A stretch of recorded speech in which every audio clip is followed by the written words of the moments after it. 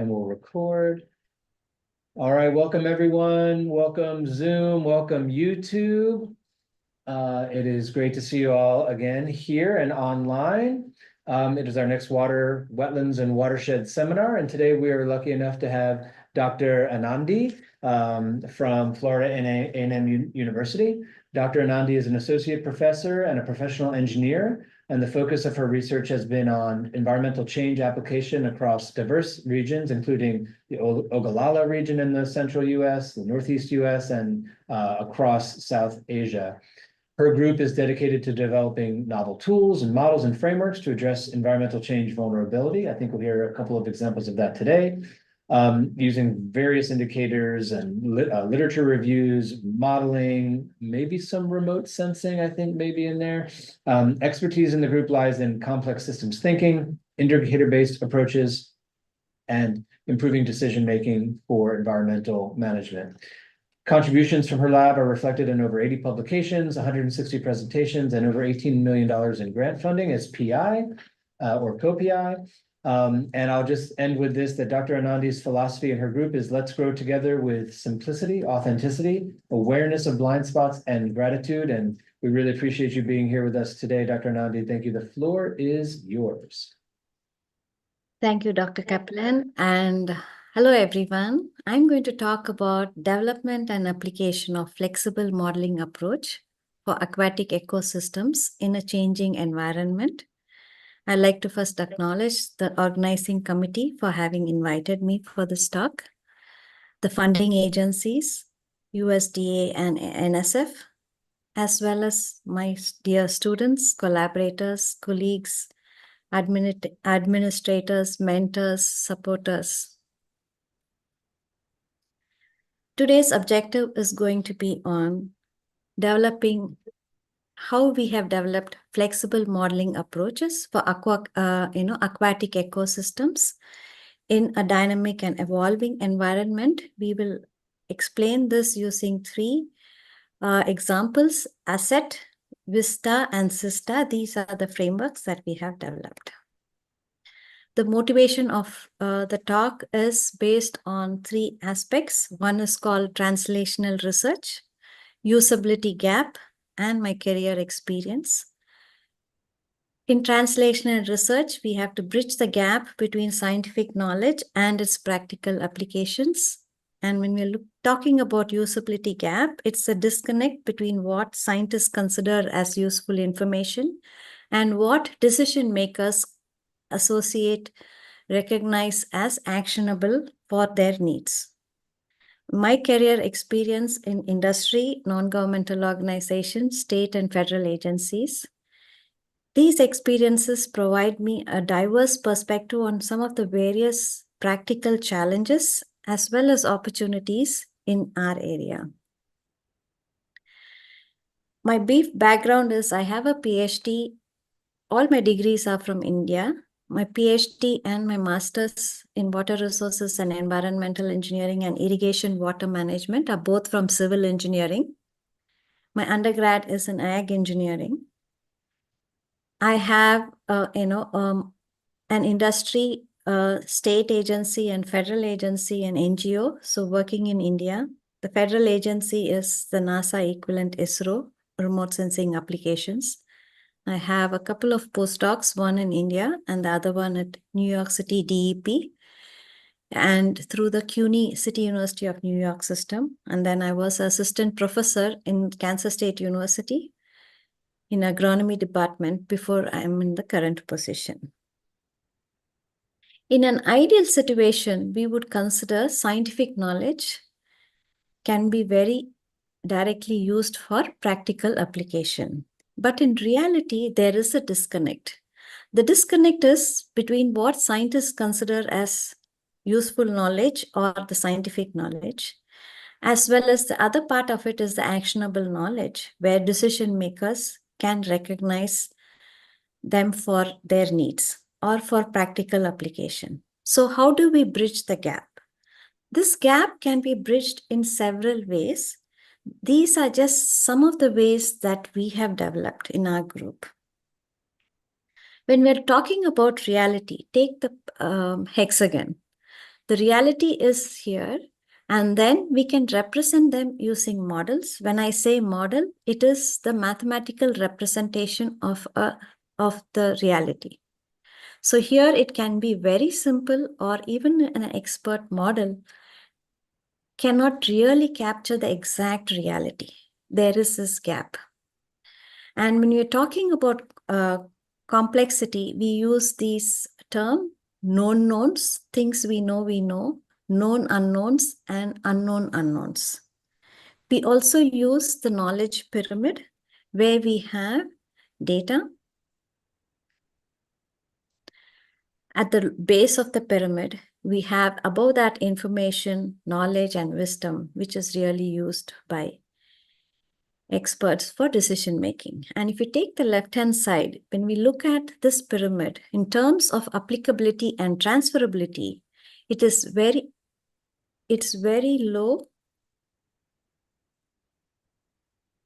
It is very low when we are at the base of the pyramid, and it goes higher in terms of we go up the pyramid. On the right-hand side, we see availability of inputs. It's very high on the base, but it goes lower as we go up.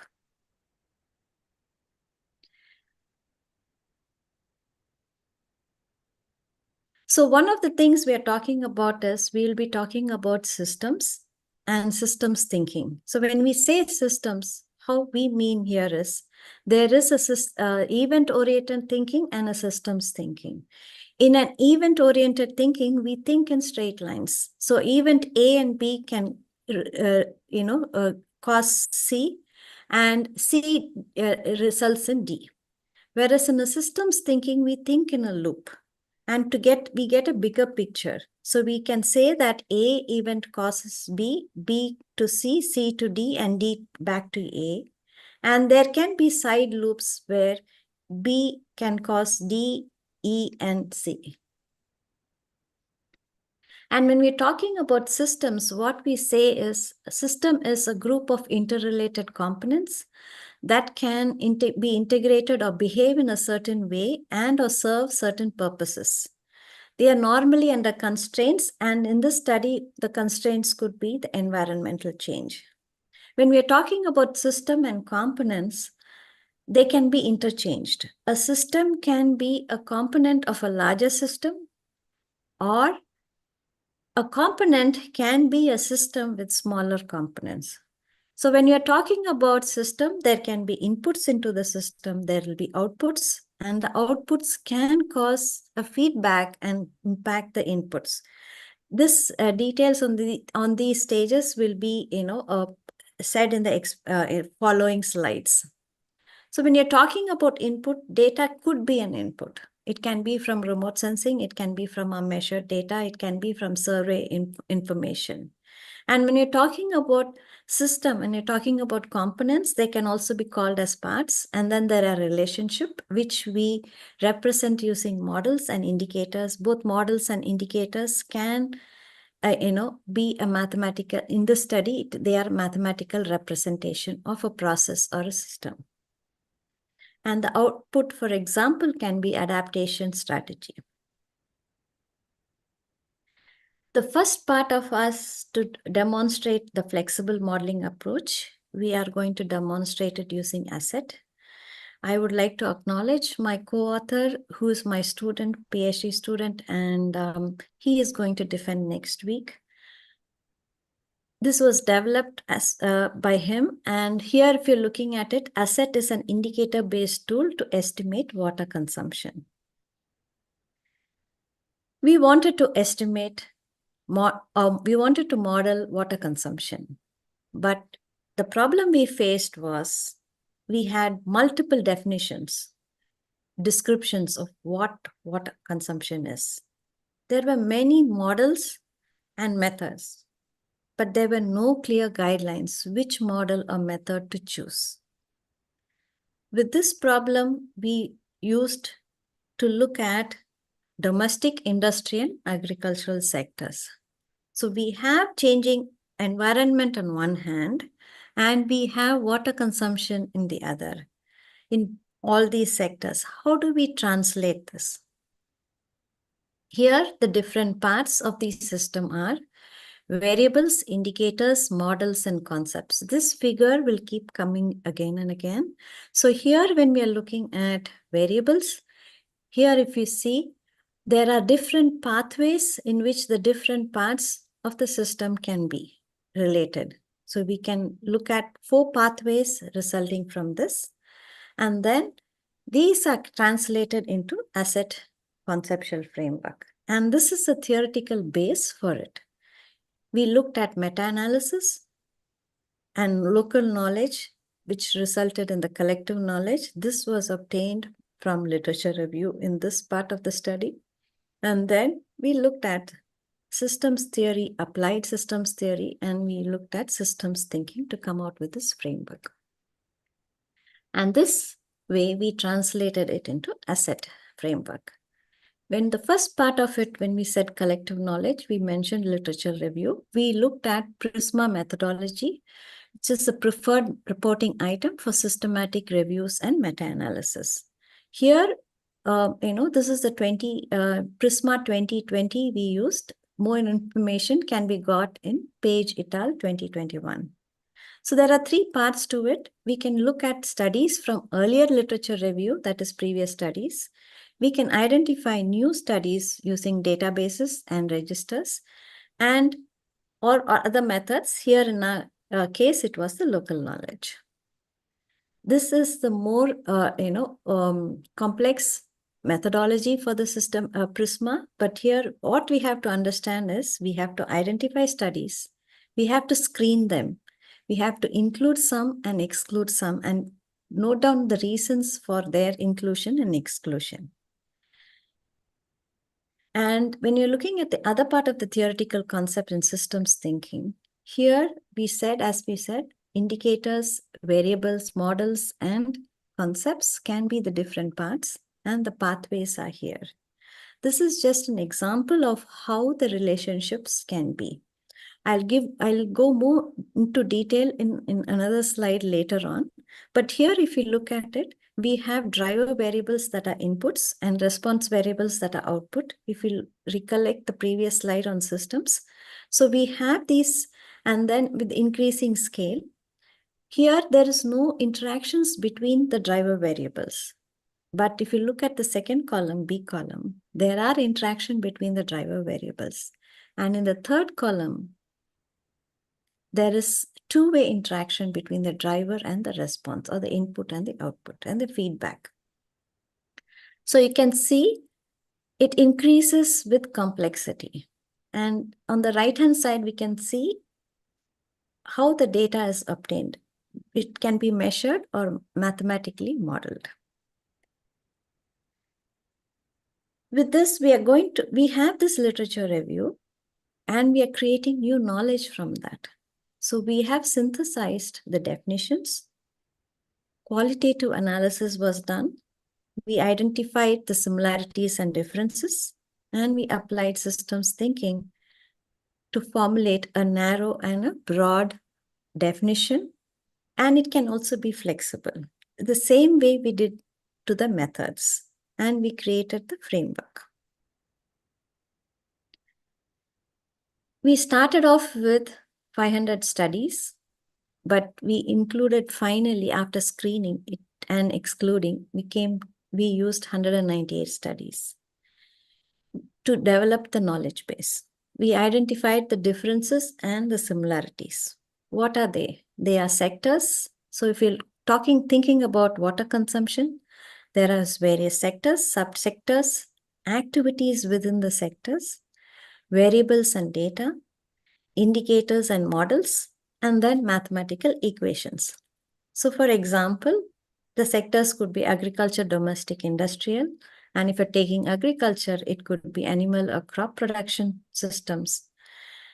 And if you're taking domestic, it could be indoor or outdoor activities, indoor or outdoor consumption. And when you're talking about activity for an agriculture system, it could be irrigation, and the variables could be rainfall, temperature, runoff, etc. And when you're talking about indicators, the indicators could be direct, indirect intensity of water consumption. And some of the mathematical equations are provided here. When we looked at the definitions, as we mentioned, the problem was we had 25 definitions in these 198 studies. And when we tabulated them, and then what we looked at identifying the similarities and differences. These 25, definitions are quite, the slides are not clear, but here it just means we just put this up so that you can see there are so many ways people can define. And then using systems thinking, we identified the components in this. So here people can use or consume, amount of water, type of water, whether it is blue, green, or gray, and the source, the purpose of which water was used, water consumption was used, as also the impact. From this, we are developing the flexible definition. It can range from narrow to broad. Depending on which direction we take, we can get a different value, or we can have a different representation. So if you are looking at a broader perspective definition, it will have multiple or all parts of the previously what we identified in the definitions. If it includes only one or two basic understanding, we would get in a narrow definition. Let's take an example of a broad definition. Amount of blue, green, and gray water used in agriculture, considering both rainfall and irrigation to understand the impact of water depletion. That can be an example of how we define a broad definition. And a simple definition could be amount of water used for agriculture. But whatever definition we use, when we have flexibility, just be aware of the consequences of whatever you choose. The same way we created a knowledge base with the tabled methods. There were 18 methods which we observed. And I'm not going to go into the details. And then we synthesize these equations into different, steps. And then we came out with the asset model with 6 steps. So when we look at the 6 steps, I already explained the 6 steps, and I also explained the examples previously. So now let's apply it as a simple model. In the simple definition of water consumption is having fewer parts. So if you take the example here, this is an example of simple application in each of the 3 sectors. Each one is an application by itself. So here, if you look at agriculture, animal production, poultry production, the variables were number of birds and bird water requirement for each bird. And poultry water consumption is a product of number of birds into the water requirement for each bird. Same way, if you're looking at a more, medium complexity, we have more than 2 variables that are going into it, and you can see the number of variables are increasing, and you can see the complexity of the equations are also accordingly increasing. And this is again for the 3 sectors. Now, when we go for a more complex one, you can see the number of variables, even though we can't even list it. So we have said, we have given a table separately. Whereas here, if we look at it, we have all of this in, the equations becomes more complicated. When we are looking at complexity, the known knowns are we have 198 studies used. The known unknowns are we know we may have missed some methods. And what is unknown to us can be known to somebody else, or that is how we can come into here knowing it. And then one of the things is when we are going from simple or complex, whether it's a method or the definition, just be aware what we are missing. If it is too simple, we might miss the details. And if it is too complex, then we might get caught in the details. So we're going to the second part of our place where we are calling it VISTA. It's vulnerability assessment conceptual model using indicators selected by systems thinking approach. This work has been published. The previous work we have just submitted, and it is under revision. Here, I would like to acknowledge my co-author, Dr. Kannan. He is a scientist in USDA ARS. Here, when we look at it, vulnerability is a theoretical concept, and we have to make that into an operational definition using 3 stages. So first, theoretical concept to characteristics. So these are the characteristics can be considered as a part, and how they are related can be the methods, and we are developing the decision tool. So vulnerability concept is developed into a theoretical concept is translated into an operational definition, WR VISTA. And when we are saying here, we are using a fixed definition here. Vulnerability is defined as the degree to which a system is susceptible to and unable to cope with adverse effects of change. Here again, we are using the same thing where we are having a changing environment, which could be climate or land use. And we are having 3 systems, the environmental system, water resources system, and management system. And we are trying to translate this. Here, if you look at it, we are almost looking at 3 pathways where we are using variables, indicators, models, and concepts to translate them. And here we are looking at VISTA modeling framework. This is the conceptual framework. So you have water resource system. We are trying to represent the adaptive capacity and the sensitivity of the water resource systems. And it is exposed to external stresses. It can be the environmental change. We are representing the impact before and the response after impact. So we can see some of the aspects of the systems change. But here we have to be aware in this framework, we are not looking at the impact because a response is there. How does that feedback go into the inputs? That part of it we have not looked at. We have only looked at one-way feedback. So then we also looked at DPSIR framework, driver, pressure, state, impact, and response.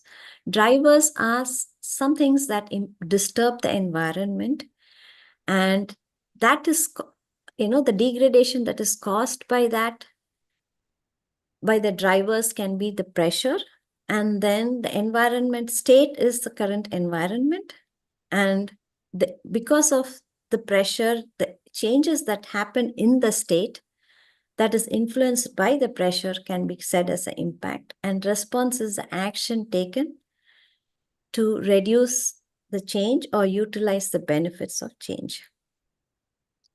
So this figure, we said we will explain it here.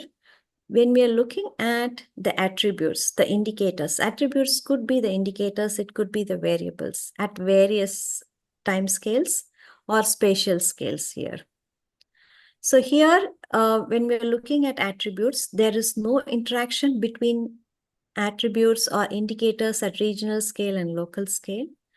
Here we have interaction among the drivers, and that is also translated into the system here, the aquatic ecosystem here.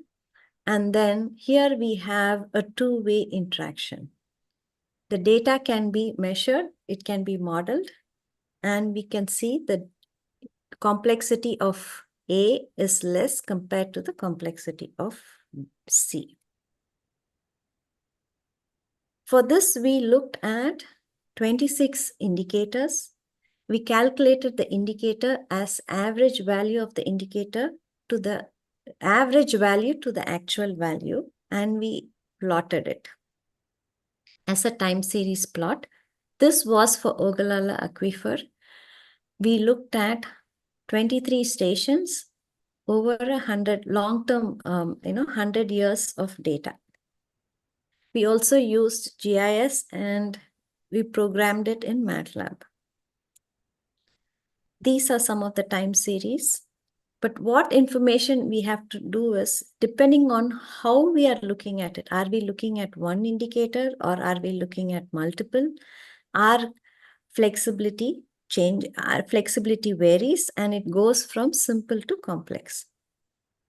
And this is the last part where we are going into CISTA framework, where it's a conceptual model using indicators selected by systems thinking for adaptation strategies in a changing environment. This is also published. When we are saying adaptation, we mean it is the adjustment of the ecosystem management in response to a stimuli and or its effects, so that we moderate the harm or exploit the beneficial opportunities out of it. When we say stimuli here, it can be actual or expected stimuli, and it could be an environmental change. The level of adaptation can be three types. One is incremental, systems, or transformational, and it increases. Increment is small changes in practices or technology, and it can be a more radical, complete change in the system. Or there can be some changes in between in the existing system, is systems adaptation. Here again, we have changing environment, and we have three parts: environmental, agriculture, and management. And then we are trying to translate it. And in this aspect, again, we are looking at the system in terms of variables, indicators, models, and concepts, which are represented mathematically in these four pathways. And we translated that into system.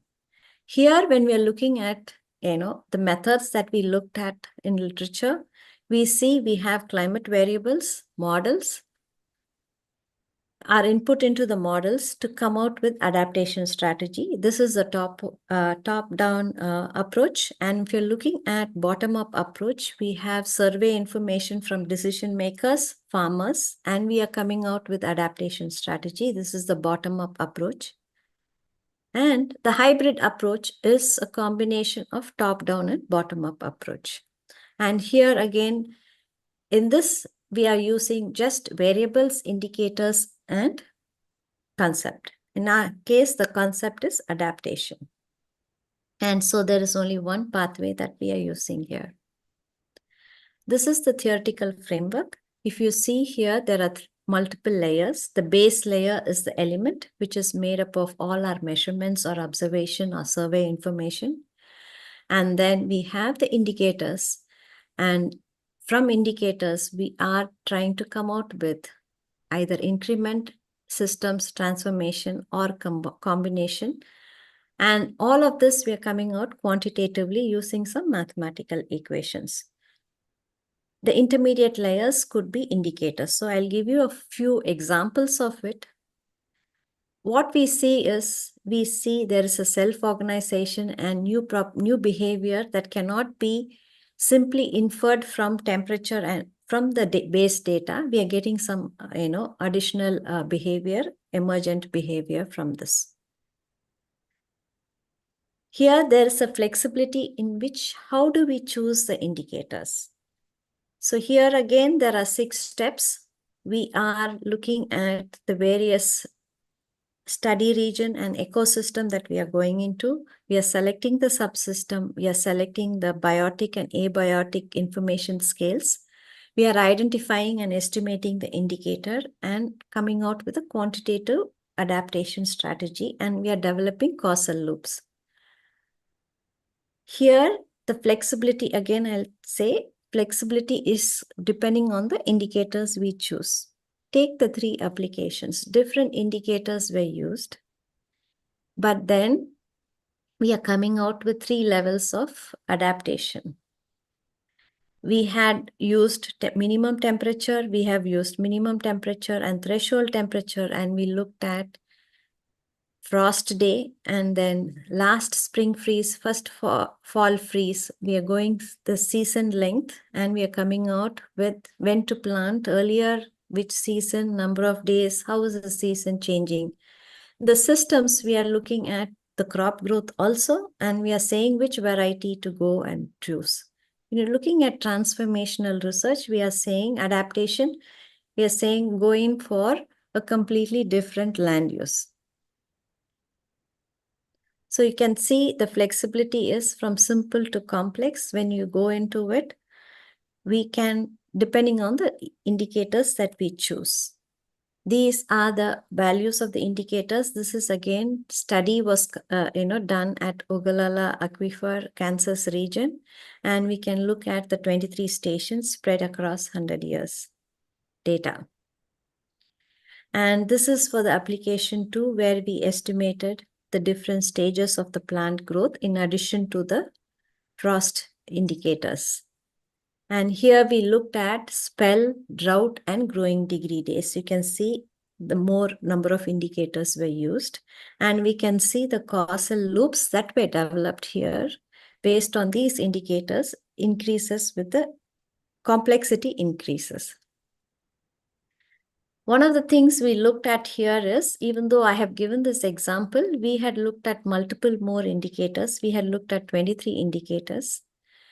And we also looked at crop growth model, and artificial and AI models. And then we came out with adaptation strategies in these pathways. So with that, I would like to conclude. We have developed several theoretical frameworks for developing a flexible modeling framework.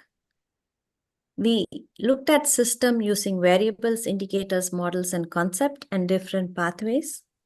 But we have to be very careful that these are only some of the known knowns to us. There are several known unknowns and unknown unknowns, which we have not included here.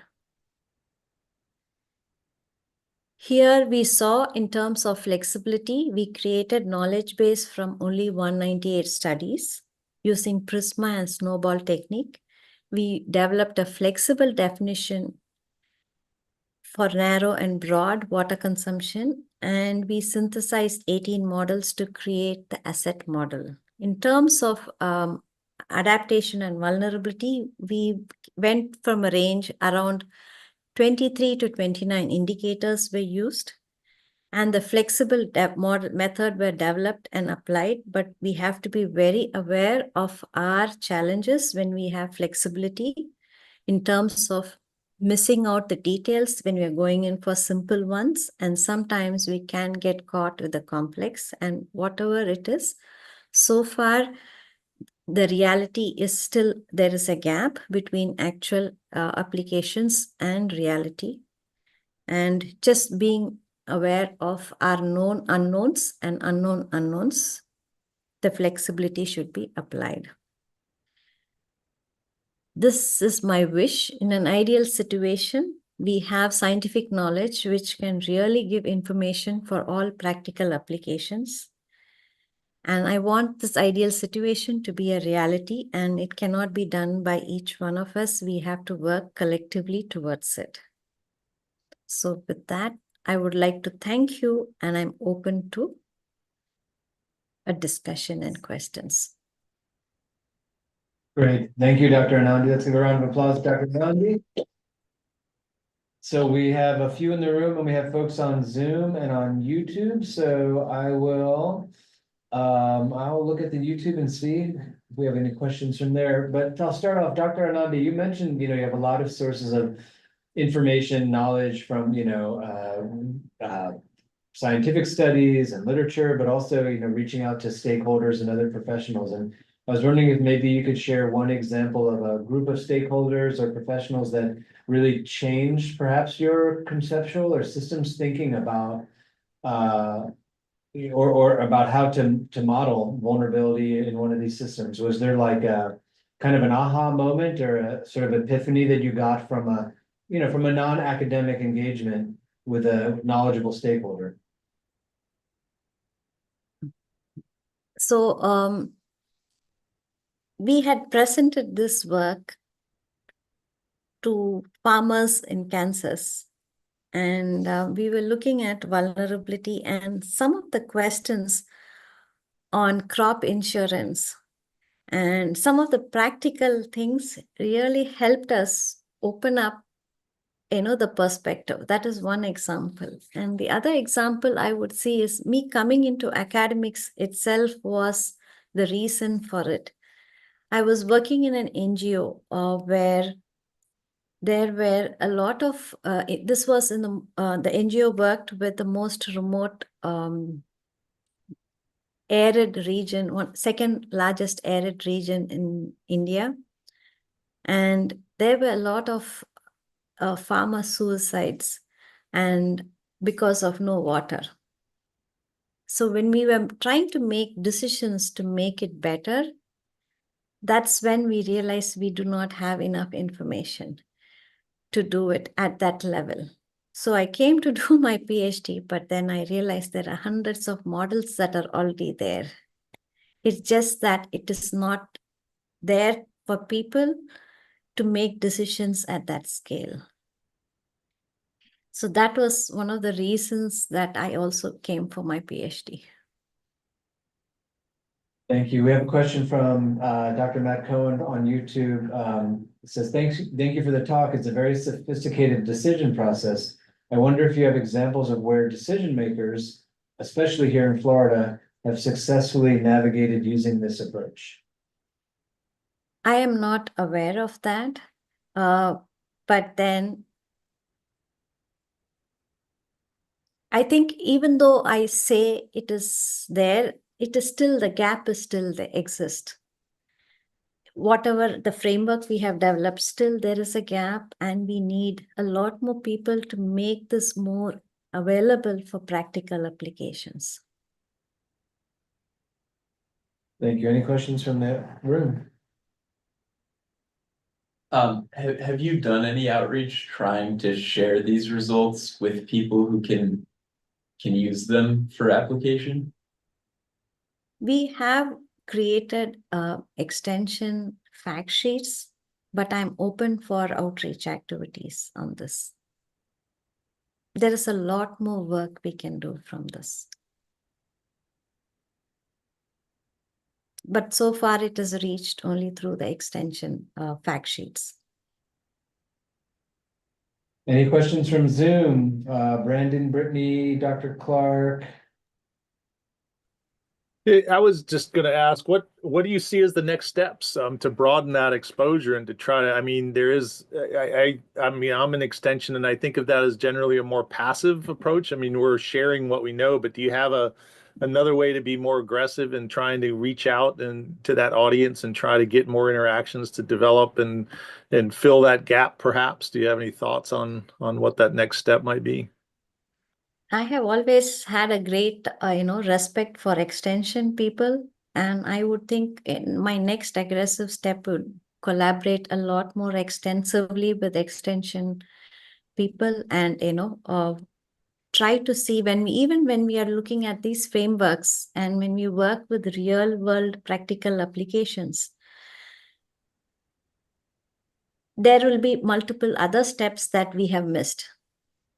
So that is something will be the most next aggressive step, is to work with a lot more extension faculty and people so that it can really be applicable more. Mm-hmm. Yeah, I wonder if there's, direct interaction with agencies that are either funding or, seeking to make similar decisions where, they're often making decisions in data scarce environments or with, just time constraints for various, whether it's like a new state legislative requirement to spend X million dollars, or whether it's a new, application of a state or a federal water quality or water quantity decision. So I think like that direct, beyond extension, if we're looking at, the implementors of water resource policy, that can be another place to try to horn in on, Yes.